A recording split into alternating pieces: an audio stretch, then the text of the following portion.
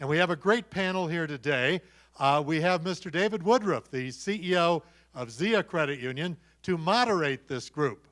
And earlier, I was getting a couple of the group members worked up, and their blood pressure was going higher and higher, and so it should be quite a panel to moderate. So David, thank you for moderating.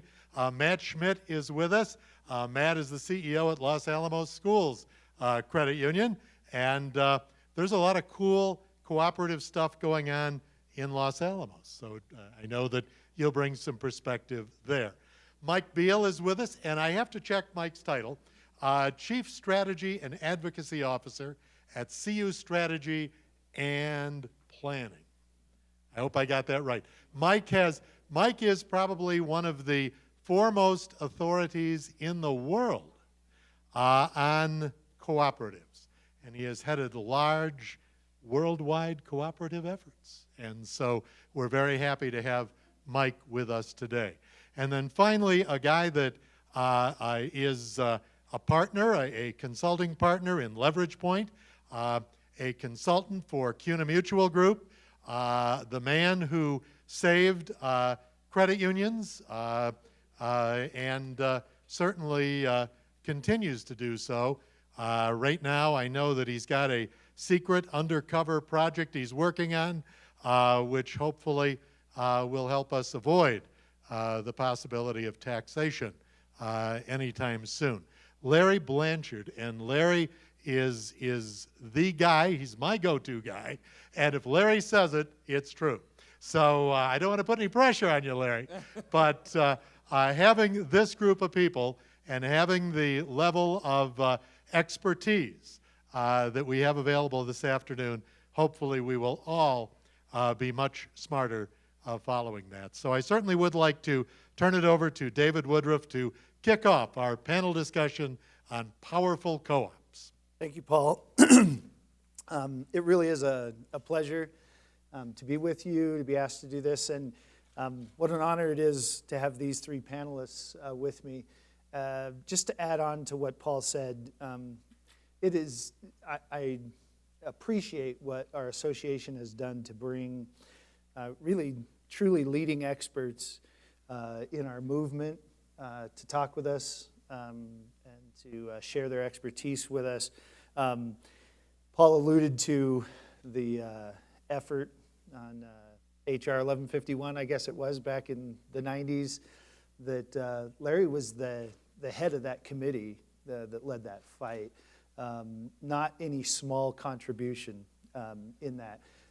And what I want to add to that introduction is that Larry said at 17 years old, he took a job at a credit union because it paid 25 cents more an hour than the bank, and he's been stuck in the same rut ever since.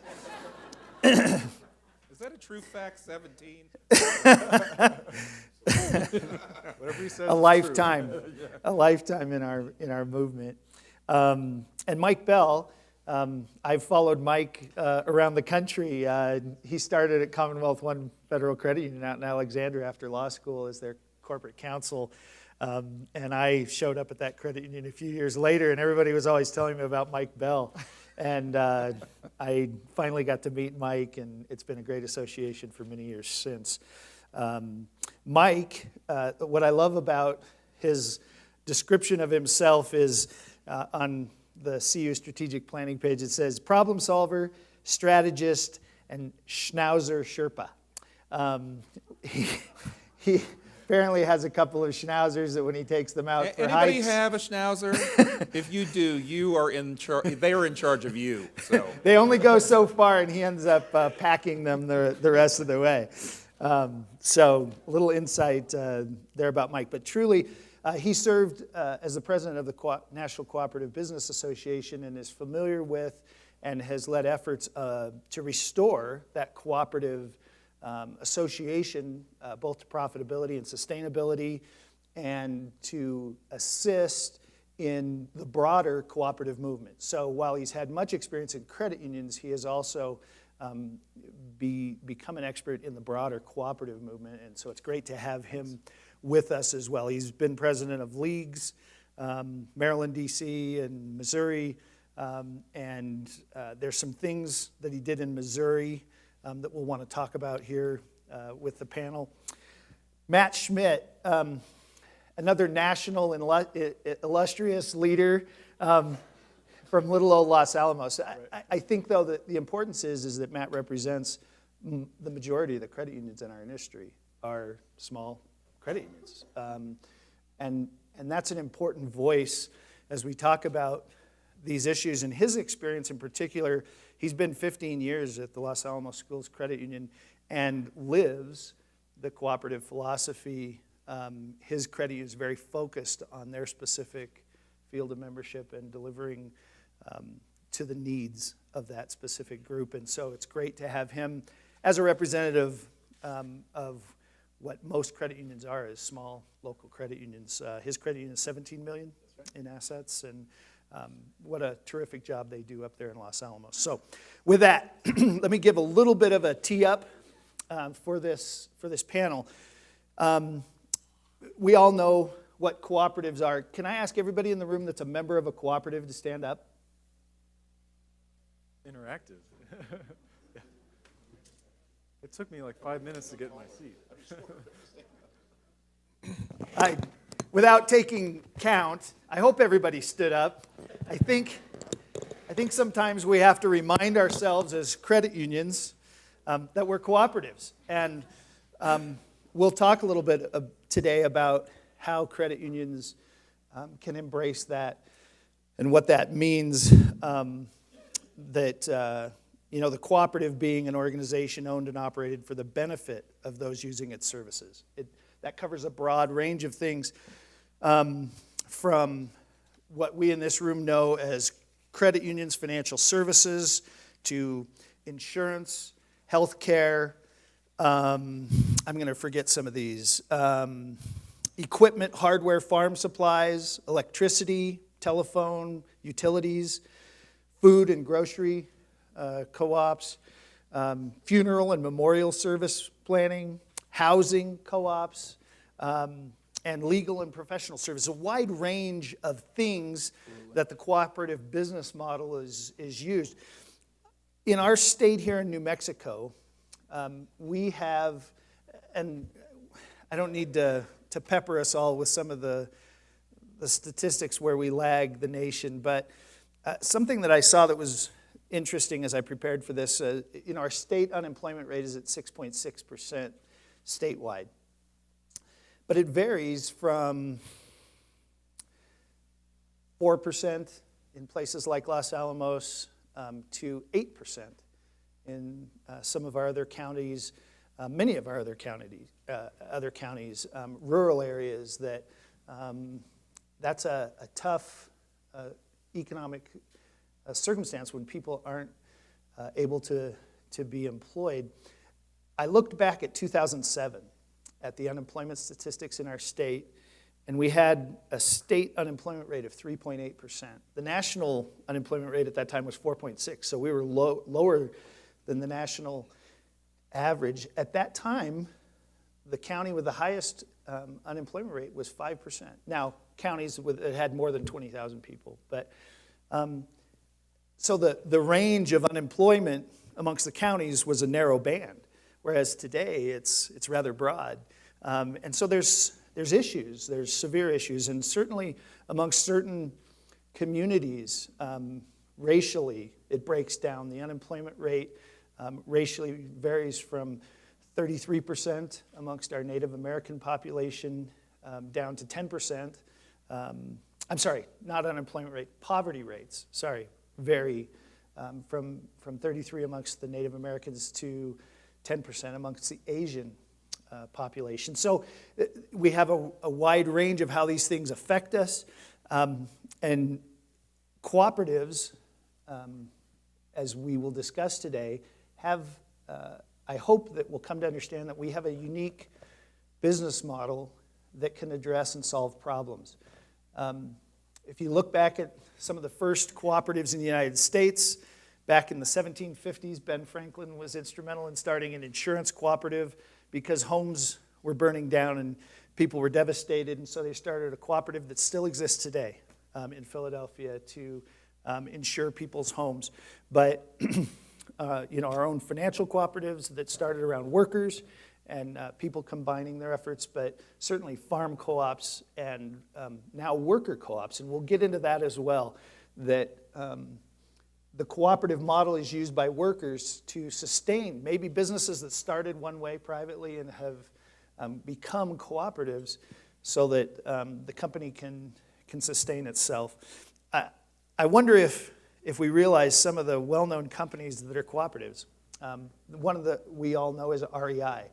They've begun using the co-op logo in their identification, in their brand, and really tried to begin emphasizing who they are as a cooperative. Ocean Spray is a cooperative of farmers.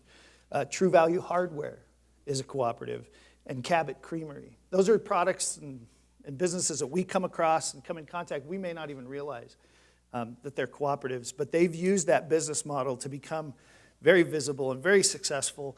But I think more importantly is we want to talk about today how the cooperative business model has been used to solve problems or to satisfy needs, particularly in local communities and in our rural communities. I think that's that was brought up before by Ona Porter.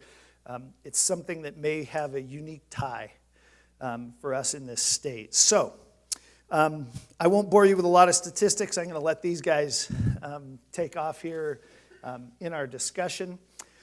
Where I would like to start, maybe if we could, kind of a broad question I'll throw out to everybody, well, particularly to Larry and Mike. Would you tell us a little bit about maybe the cooperative way that back in the 90s when HR 1151 became an issue, how you guys pulled together the cooperative movement to do the advocacy for us in that?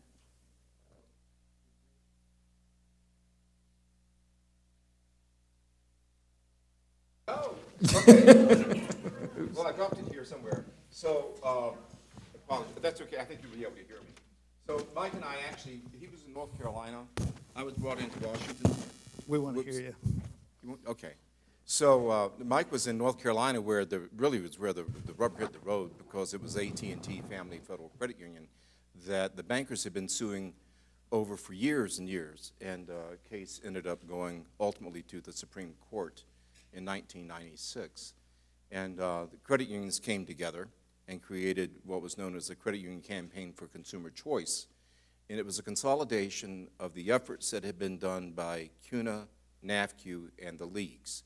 Changed the name from a banker offensive or defensive to this is really about consumers having the right to choose where they do business.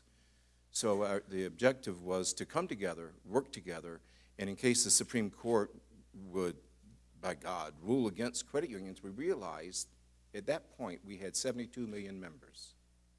If we lost in the Supreme Court and couldn't put this thing back together, we could have spun down to 40 million with no chance for growth. It would have limited you to one single employer.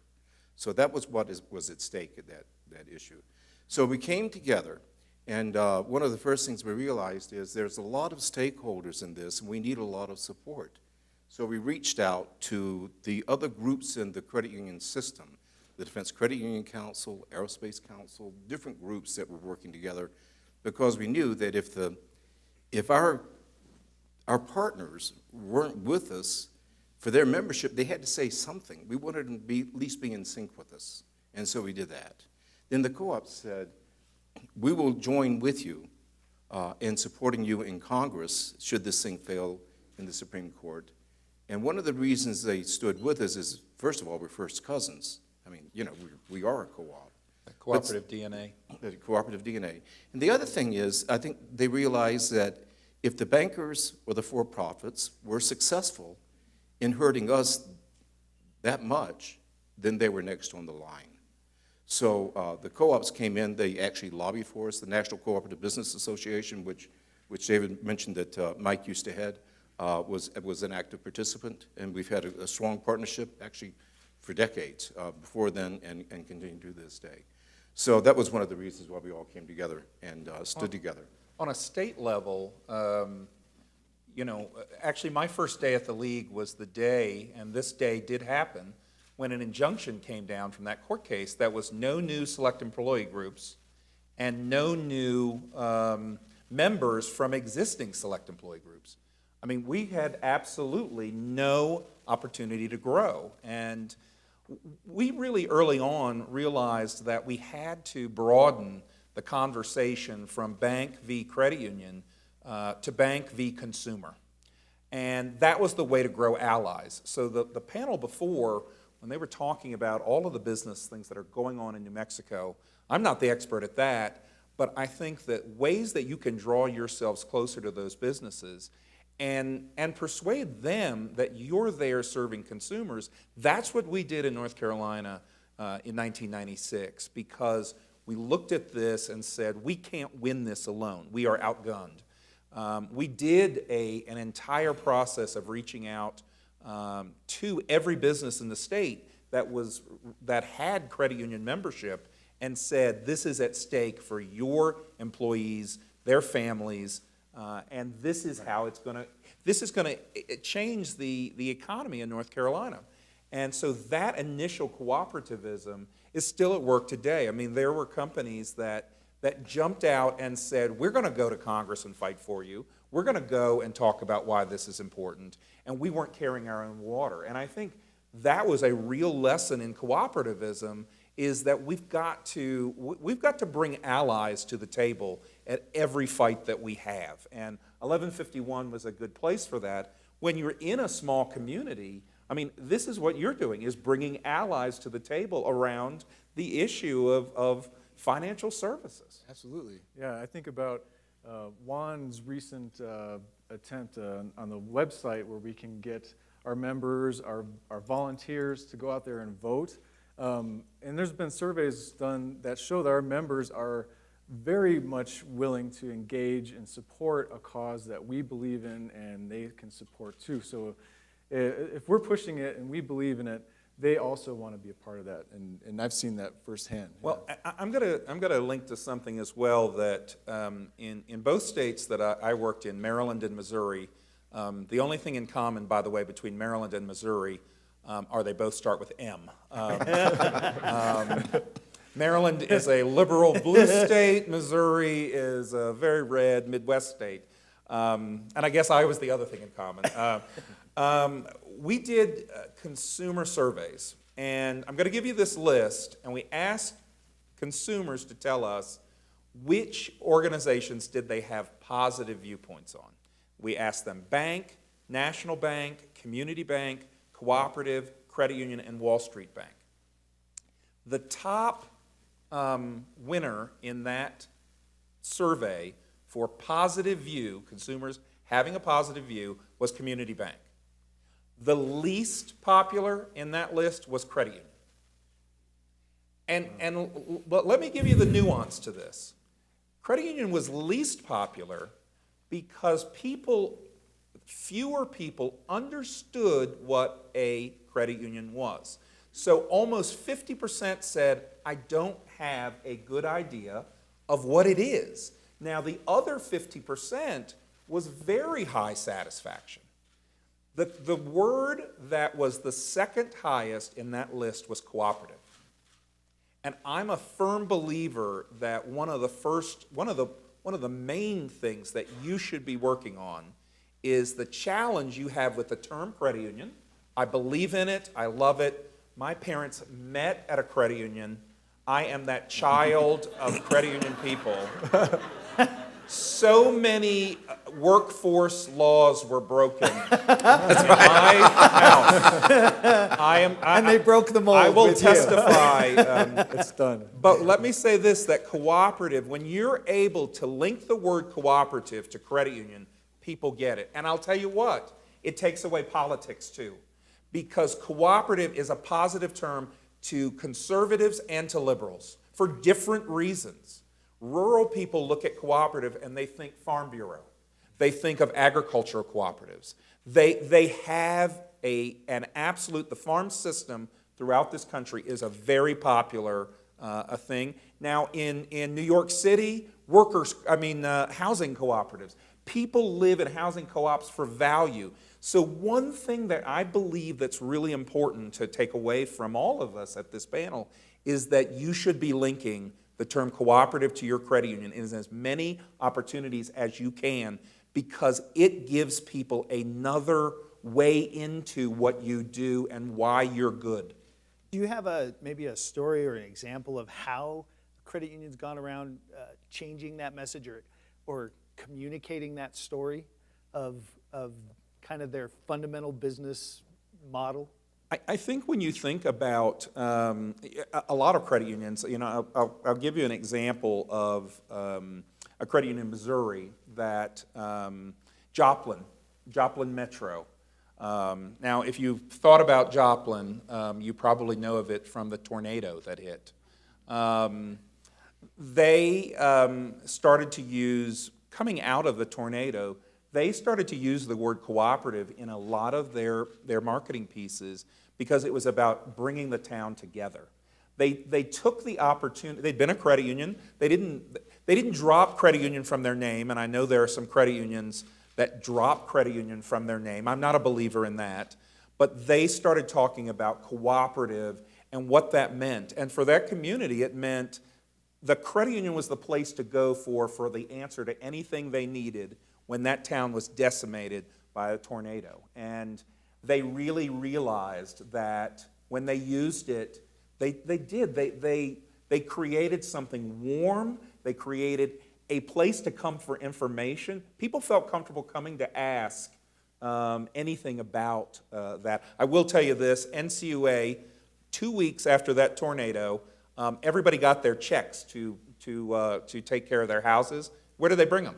They brought them to a $30 million credit union. That credit union had $12 million come in 2 weeks. And NCUA sent a team of examiners that picked their way through the disaster area to say, now we think you're going to have to fill out paperwork on prompt corrective action. I kid you not. I called someone in Washington that used to wear a beret a lot, and I won't name her name. And I said, you need to get those folks out. And the CEO of this credit union said, don't they know people are going to buy bass boats and RVs and trucks? And, that money flowed back out. But that cooperative word changed their place in the community. And I think it changed it to a place of heart. That's a great example. Matt, would you share with us a little bit about the Keep It Co-op groups Yeah. at both Santa Fe and Los Alamos and how that's... Yeah, absolutely. And thanks for having me. I'm truly humbled to be sitting next to these heroes. But yeah, the Keep It Co-op group was started with one of our credit union stars, really Denise Wymore. She brought together a group specifically in our Los Alamos area that we had a Little Forest Play School, which is a child care co-op. And just in the last 6 years, we've had 2 new co-ops start in our town. We've got a food co-op with Tim back there representing, and also the beer co-op, our 3 credit unions. And that really made up our core group. We met on average about every 2 to 3 months. And in the beginning, it was a little, trying to feel each other out, like how can we work together? And it took some dialogue, and similar to, I kind of related to what Roy was talking about earlier, is just through talking and sharing our common purpose, we were able to find similarities. So, for example, not only did we get T-shirts printed out, but when we went out to the communities, we sponsored a few concerts. And we'd all we had like these crazy tie-dyed shirts that said Keep It Co-op. And, we'd get up there and as a group, we'd just kind of say, hey, this is what we stand for. We're cooperatives, we stand together. And once we get out into the mingle and talk with the community, we would get approached, and similar to what Mike said, it was very comfortable. The conversations were very organic. What is a co-op? Why are you standing there next to a play school, daycare center, or how are you related to beer, and how can I find out more? Love the brewery co-ops. That's amazing. Everyone should go to those. Yeah, and if the time allows, I might share a little bit about our beer co-op that started. But certainly it was an eye-opening experience. And there are other co-ops that are part of this Keep It Co-op group in Santa Fe as well, but really that small group of us meeting, we found ways of supporting. For example, we had a large grocery store retailer built a whole new grocery center, like a super center, that was really going to tax and possibly outcompete this food co-op that we have in town. And as a cooperative group, we rallied together. We had a booth right outside the new grocery store, and we're just leveraging the collective power of us speaking out and letting the community know what we do for each other. It was really powerful. You have encapsulated really what, from the National Cooperative Business standpoint's view, that is a cooperative business association. We talked a little bit about that earlier in the day, but a cooperative business association, I think, is important in all kinds of communities. And what you're developing here in Co-op New Mexico, I consider this to be, in a sense, a cooperative chamber of commerce. And bringing together all of these different types of co-ops, I think there are three purposes, and you hit on them. Increase the usage of co-ops, from credit union to food co-op to the brewery co-op. Increase the profits of the cooperatives. Get each other linked, not just because it's good to hug, and it is good to hug, but it's also good to be profitable from it. And I have to say this, being a credit union person that wandered into co-op land, they're not as focused on profit as we are, but they're also not regulated in the same way we are. And that's a conversation you have to have. And the third is to increase consumer awareness of why we're different. And if those three things happen, I think any cooperative business association, whether it's your local one or Cooperate New Mexico, then you're doing the right thing. You are raising people's draw to come to you. They pick you because they want local, they want decisions made here, they want to be able to get good quality service where they're not a number, and you're doing that locally. Right. It can be done on any scale, but those are the three priorities to it. You just hit on something that there's a big public misperception, and actually maybe even in our own house, of what co-ops really are. So we have three basic business models. We actually have four organizational structures. We've got the for-profits, we've got the non-profits, which are the charities, and we've got the not-for-profits, which are us. But a lot of policymakers, a lot of the people that we deal with think we are non-profit, which means we give all our money away, and that's where we have some problems. So I think we have a big educational challenge going on. It's been going on for decades, and it will go on. So when you were talking earlier, I'm just going to jump into this.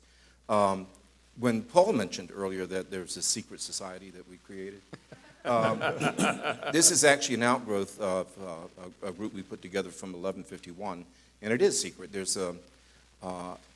I'm deeply concerned about your tax exemption and about all co-ops' tax exemption. So the National Cooperative Business Association and CUNA Mutual Group came together and said, let's try to pull the co-ops together and that are interested in this. And we've got the rural electrics, we've got the ag sector, we've got the housing co-ops, we've got CUNA and NAFCU, we've got the leverage point, we've got the New Mexico League that sits on these meetings where we meet with some top policymakers in Washington. And our objective is to understand how the tax laws work for the different sectors, because they're all different. We've got you're a C, some are A's, and some are T's. So understand how they work, because we're pretty sure, that when the for-profits, like the bankers come after us, or there are others that come after the other sectors, that they're going to use the tax code, they're going to use the bankers, they're going to use these other groups to attack us all. So we want to be able to stand together, to defend each other, and support each other. So that's one of the things we're doing on a co-op-wide basis. The stats say, this is stunning to me, that there are 40,000 co-ops in the United States. I don't know that many.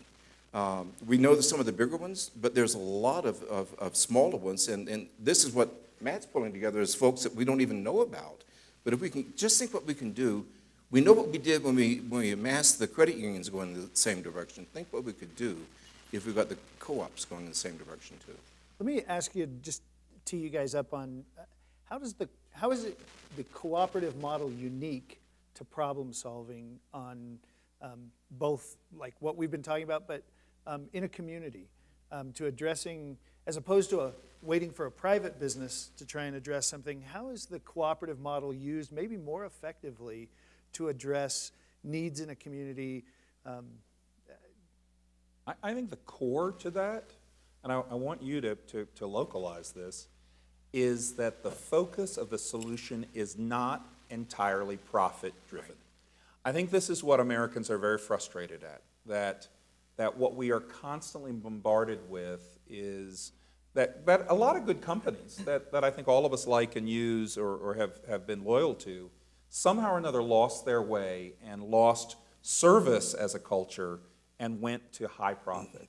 So I think for me and for the work that I've done over the years, I think when we're able to establish that profit is obviously an important part of what we do and it makes us go forward, but when it's not the only part to this, and we can show that value, that I think we do something really important. Right. And you may be able to do that on a local basis. Yeah, and maybe if you don't, I can give you just a little story on our beer co-op, and in that same vein that they didn't see financial success as the end goal. It's about conferring, a benefit to the community and the well-being of that community. So kind of painting the picture for you, Los Alamos is a very small town, less than 20,000 people, and about 6 years ago, the one bar that we had, like most small towns, things close up at like 8 o'clock or 7 o'clock. This dive of a bar just... the humanity. Yeah, I know. This is a terrible problem. Leave it to a co-op. I'm sorry, that's personal. No, but so there were a group of passionate people that enjoyed beverages. They saw a need, right? See a need, fill a need, and so they got together weekly, meeting at the library, and this really started out, about 3 years from now, as just an idea. And they got together and they saw that the cooperative principles really tied into what their belief structure was. They didn't want to bring a brewery in, or there's breweries popping up everywhere. You can get a for-profit brewery in just about any place. Our beer co-op in Los Alamos was, I believe, the third in the nation. They were kind of copying some of the other models, another model that was on the East Coast. But it really started out on the weekly meetings and going over the same shared 7 principles of cooperatives. And that, just a side note, that's one thing, after being in the industry 15 years, just a few years ago, learning that all cooperatives have these shared principles just blew me away. There's this shared thread, and when you come and you talk to one another, there's some difference in the vocabulary, but our purpose is the same. And so, long story short, it started out as a community thing. They surveyed the community. They want to see, is it going to float? So they had an initial goal of getting 250 annual members, and even with our co-op group, they were a part of our co-op group before they even had a place to call home. But we helped them throughout that process. I attended winter parades and marching down Main Street, carrying banners, just getting community support. They hosted like ski fests, different places where you can have brew served, and really it started out with the grassroots, and lo and behold, you get enough people believing in one thing. By the time you realize it and you open the doors, the place has been a huge success. It's almost 2 years running. They're running out of space. The place is packed. It's a family atmosphere. There's kids running around. It's not like a typical, you'd imagine, a brewery. It's what our community wants it to be. And you may not, that philosophy ties into just about any other business that David listed earlier. Credit unions especially, we can go into neighborhoods and communities that banks would never even touch. And that's because we see the need, and we are made up of the community. One of the great parts of that story is that because of the cooperative model, they went out, got memberships. What was it, $100 to $1,000 that people committed? Some people committed more. Yeah. But they signed up members. It took a couple of years just gathering momentum, so that the day they opened their door, they already had clientele pouring in. Yep. The cooperative model made them a success from day one. They didn't have to go out and tell their story and try to support their overhead at that point. They had it. They had built it in because they were a cooperative to begin with. And so the cooperative model made all the difference in that success. And surprise, right here in a beer co-op, and you think a beer co-op has nothing to do with my credit union, the common bond was people passionate about brewing. Yeah. Brewers get together, they brew at home, there's a whole home brewing industry. By the way, Matt's a home brewer, 10 years at it. This is People how can attest there are more that than, have tried there this are more stuff. than 50 of these brewing co-ops popping up all over the country. But when we talk about common bond, we talk about it only in our credit union way. The common bond to a lot of these groups, the one in Austin, Texas, was 7 guys that liked brewing, and they ended up outside of a bar that closed, sitting in the parking lot, talking about brewing, and they were like, we should do this. So, this is really where some of this comes back. Here's a takeaway from this session.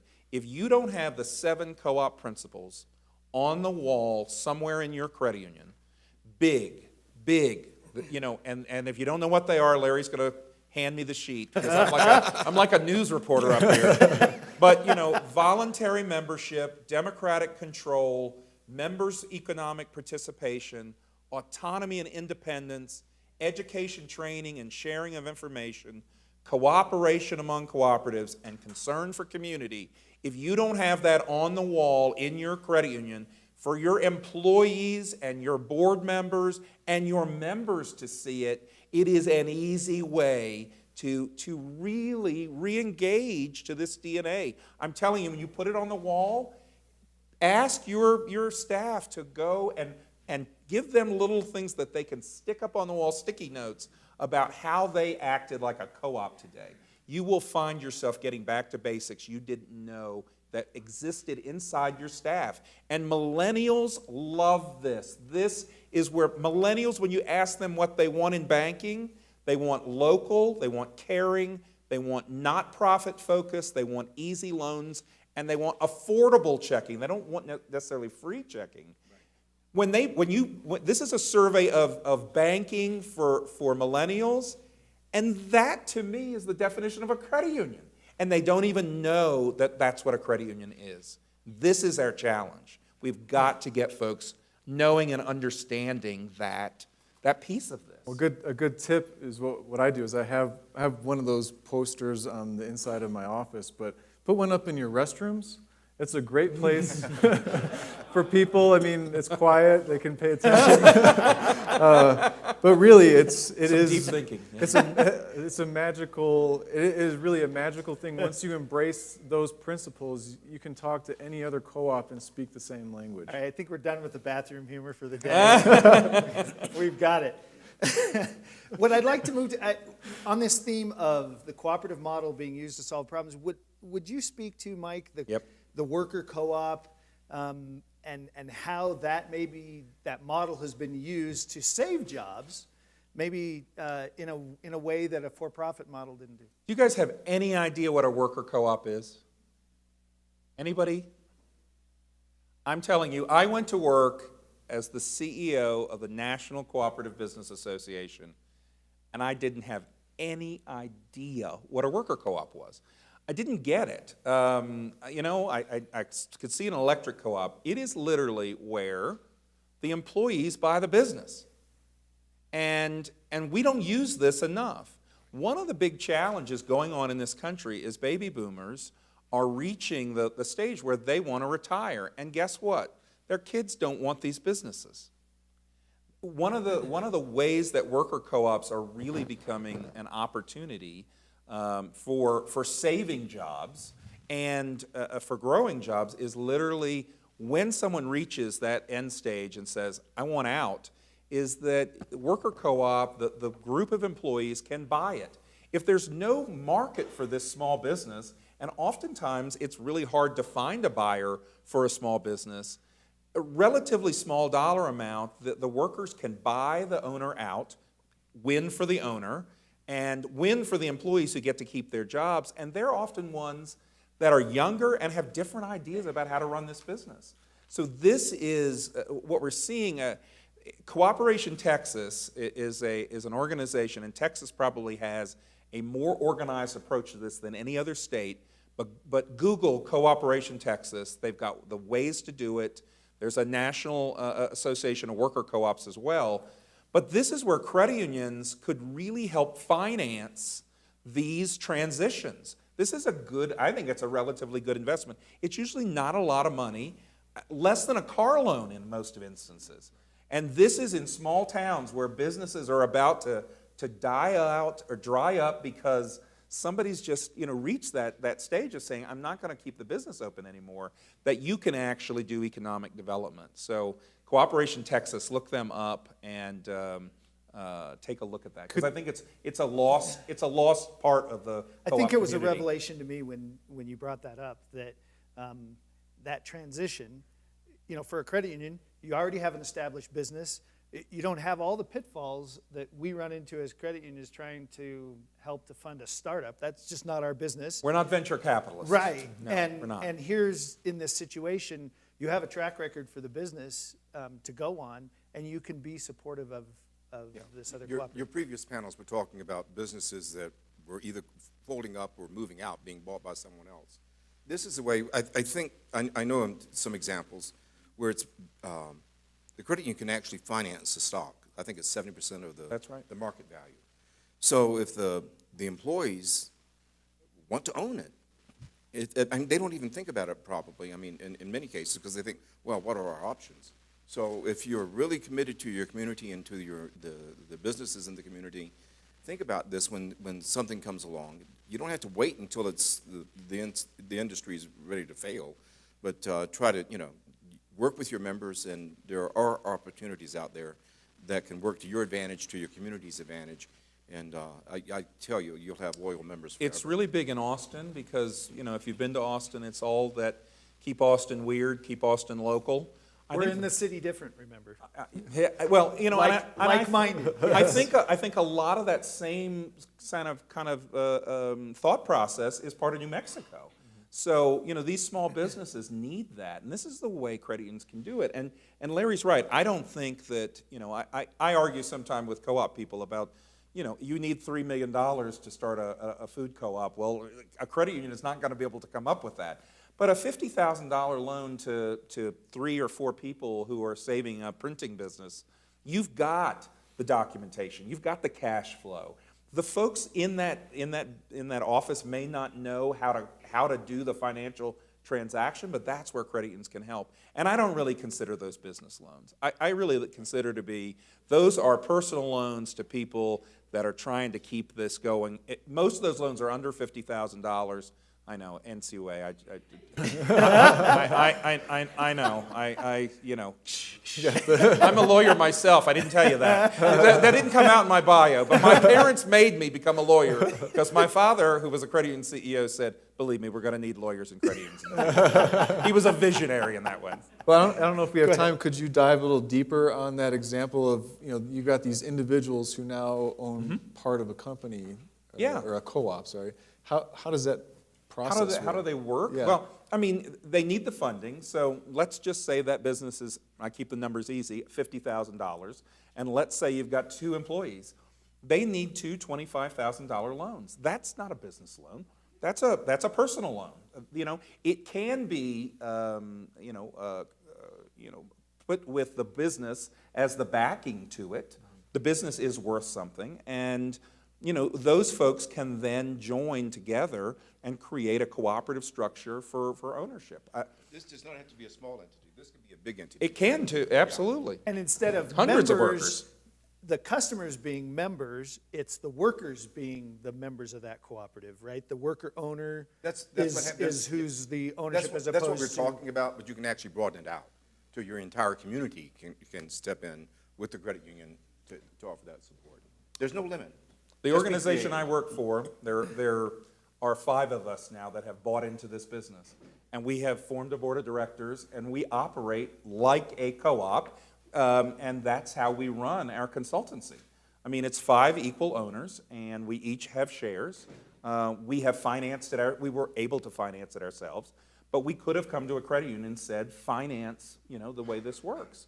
We have a track record, but we're using those same principles to operate like, we just elected at our annual meeting, one of our 5 partners became the chairman CEO. And I missed most of the meeting, and I didn't get elected to any of the offices. That was my strategy. So I came late, and I'm just the 5th one. I'm the board member. Fifth wheel. I'm the angry board member from outside the officers. It's, either you win or lose. You miss the meeting, and you end up elected to something, or sometimes you don't get elected. That's Exactly.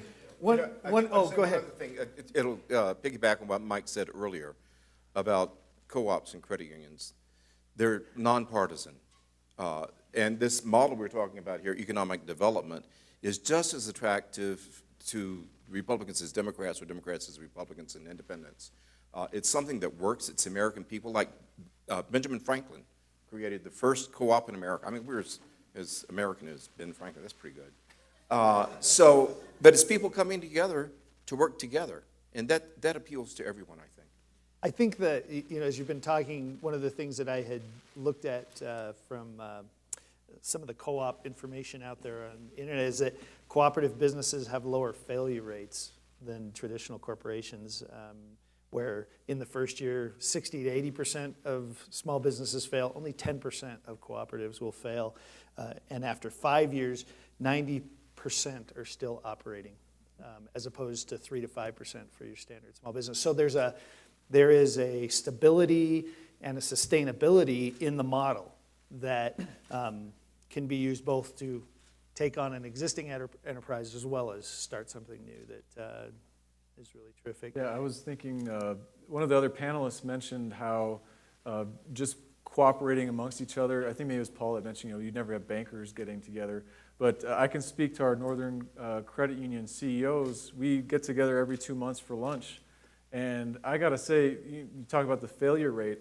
When you have peers, no matter what size you are, knowing that you can count on somebody for support, ask simple questions, share stories that are affecting your community and your region, that is powerful. I mean, If for nothing else, it greases the wheels of opportunities to work together. Right, yeah, and I would encourage, if you're in a community that maybe you don't get along with the other credit unions, just start that dialogue, because I think you can get really, those CEOs that may not participate, you can get really myopic and siloed with your thought process. If you get together with your peers and live that credit union philosophy, it's only going to prosper your credit union.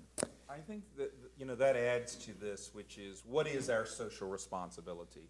That's one of the questions I ask a lot in speaking and in consulting. And credit unions have a hard time with that. Well, we're credit unions. Well, okay, well, that's great. What does that really mean? Who are your partners? I was so glad this did come up earlier, because partners for credit unions, credit unions for kids is great. That's not a partner. Cuddle, fantastic, but it's not a partner. Partners are other organizations in the community that you can link to. That philosophy can be good business. I always want to stress that I don't think that credit unions, somebody on the last panel said, I don't believe in writing the check out to a million different organizations. I was big thumbs up to that. I think you need to get involved. Credit unions that are partnered with nonprofits in the community, there is a lot of federal money that flows out to communities in block grants to United Ways, to Catholic Charities, to 100 different types of organizations in your communities, and a lot of that money goes to job skill training. Well, folks coming out of job skill training, what do they need? They need a fresh start. They need help with finance.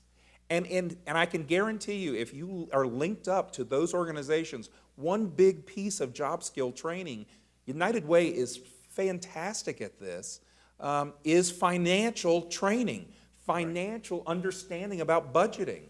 So when you're talking about reaching out to low to moderate income families, having folks come out of those programs, these are fantastic risks for you. These are fantastic opportunities. Those organizations are helping to find folks jobs. This is partnership. This is, to me, economic development. And too often, as credit unions, we're kind of more the McDonald's waiting for our members to come in and place that car loan order rather than getting out there and being on those boards, volunteering, getting out to those. I loved the panelist, really Roy, talking about yeah. that earlier, because I'm a big believer in that, and that's what really causes a credit union to become, in my mind, a community development financial Well, institution. and we can apply our cooperative, if we will be creative, our cooperative approach to things. I'll give you an example of that. When I was in Alexandria, the city had gotten a grant for $90,000 to do energy efficiency projects, and $90,000 doesn't get you very much in Alexandria, Virginia.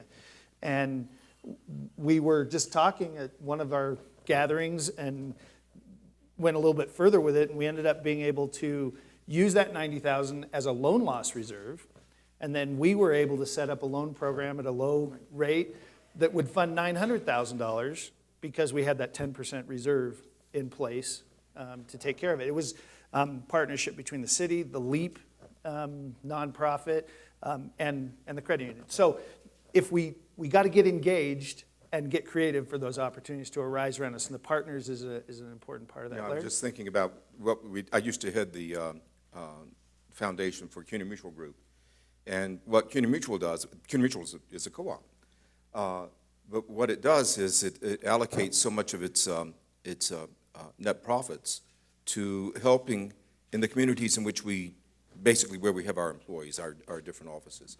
I'll give one example of something we did several years ago, which was in Madison, Wisconsin, where working through United Way, there are a lot of really needy entities. Someone mentioned earlier about they get applications from the different groups.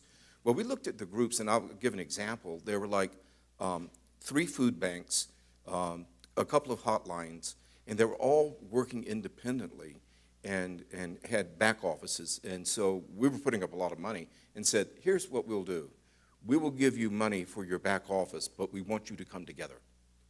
And so we created that, and ultimately it took 5-6 years. They actually merged together because they saw how much they had in common and how much more they could do working together. But you can use some of your business expertise to help these community organizations as well. Because most of the community organizations are volunteer-run with people that have spare time, and they don't think like you do running businesses or being directors of businesses. So we're almost out of time, and I want to give people a chance to ask a few questions. But before we do that, Larry, is there anything that you're seeing regulatory-wise or taxation-wise, legislative-wise, that maybe we should be aware of or be looking for or be wary of, to be prepared for, that on the advocacy side of things that we need to be? Any press here? Any outside press? Yes. So I want to say I was thrilled to see that Mark McWaters was named the acting chairman of NCUA. He is one of the smartest, most dedicated people. It's a good guy. So we'll go through. We have one opening on the NCUA board now, and there will be another one coming up because Metzger's term is going to expire this year. My concern, just being blunt, is that we're going to end up with a banker there. And I actually my checkered past, I worked at NCUA, and I hadn't thought about this It's okay, we all love you anyway. I hadn't thought about this until recently when actually this has to do with the capital proposal that NCUA has proposed, which is great. Let's get this thing started, even though there are some challenges going ahead. But I was there when there was a former banker who was named the chairman of NCUA, and he's the one that put in the rule that prohibited certificates of indebtedness. And I always thought that was a safety thing that he thought for the consumers. And looking back at it, this is exactly what the bankers want to do. They want to stop us from doing some of these activities. So I'm worried about that. I'm worried about the tax reform. So we've got, you think about the frontal assault, where they're going to repeal your tax exemption, and all the good people say, no, we're not going to touch your tax exemption. I think that's a bunch of hogwash. I think if they're going to touch Medicare, they're going to touch Social Security, they're probably going to go after orphans and widows and puppies and whatnot. And finally get to credit unions. I think we have to be on guard. And I think it's going to be unrelated business income tax. They're going to say, I'm not going to tax your income, just your unrelated activities. This is what I fought the last 20 years with IRS. We had to take them to court twice. We spent a fortune doing this, but it saved state-chartered credit unions billions of dollars. I think we're going to see that battle again. I hope not. That's one of the reasons why we have this group together. I mentioned that New Mexico League is part of that. Actually, it's the only state association that's a part of that. So thank you very much for being with us. But those are my biggest concerns. I'm happy to see deregulation coming. I think we can all benefit because I think there's way too much stuff going on. But yeah, I'm concerned. Well, thank you. I just didn't want to miss the opportunity with you on the stage here to ask that. We have 5 minutes left. Is there questions for the panel? Yes, in the back.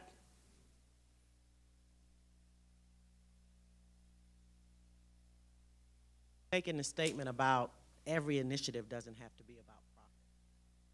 I think with financial counseling and understanding the financial health of your membership, it's not going to be profitable in the beginning, but you'll be able to tie it to other things. Institution. I totally agree. I'm a board member of a $50 million credit union, and we finally actually got our loans broken down by A, B, C, D, and E, and we've come to find that B actually causes us more losses than C, D, and E combined.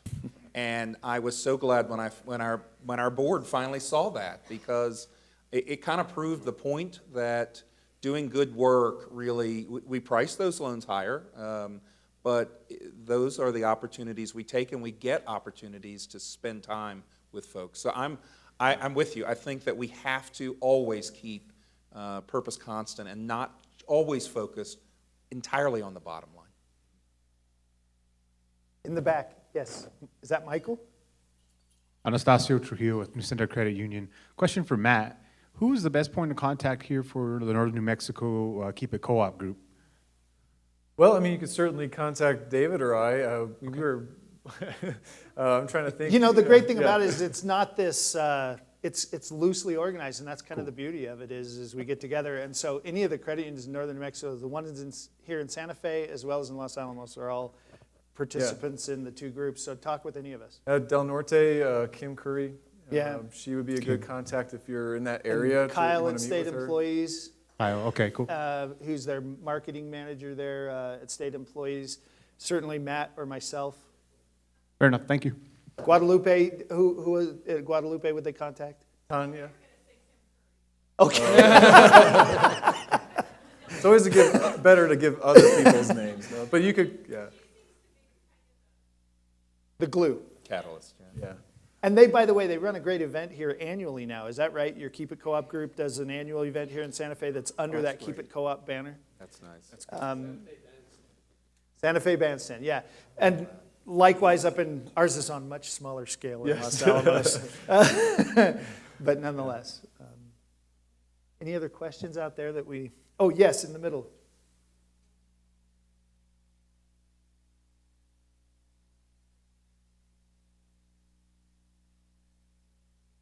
Borrego with the Rio Grande Credit Union Board. And you were discussing kind of the co-op idea and sort of millenniums and also capitalism.